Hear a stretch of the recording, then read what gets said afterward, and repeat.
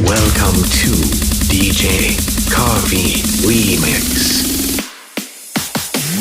Bỏ sẵn thả lực thôn trên trời, chỉ thôi để dài con lưỡng trên hoa từng ngày nằm ruồn trên nhà có lá, lo ưu xin chỉ sẽ lên từ hai. Bỏ sẵn thả lực tê bụi ti, nhưng không nhìn chỉ tập tên bao thả kia câu của từng chỉ tê tà ma, và họ chỉ ca kia câu của bỏ. Nên trên hồ có đã có đây nè, cha nó của bu thôi ít bỏ lời thắp ba ba nhưng chẳng con trả tớ, vì bố ú có lời này hằng lỡ, cho tao mấy chắc mà có bao nơ.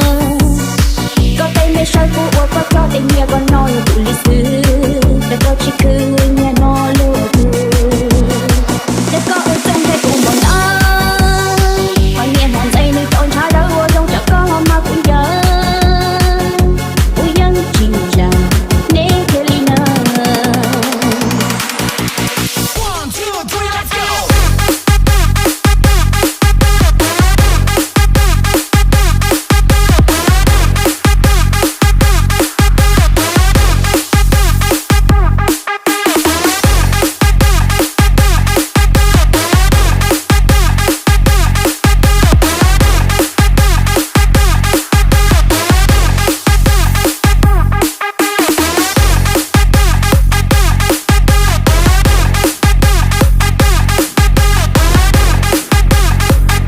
Welcome to DJ Coffee Remix.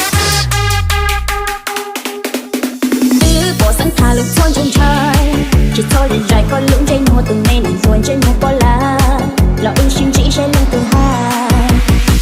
Bỏ sẵn thả lực tê bụi ti, nhưng không nhìn chỉ tập tên bao thả kia câu của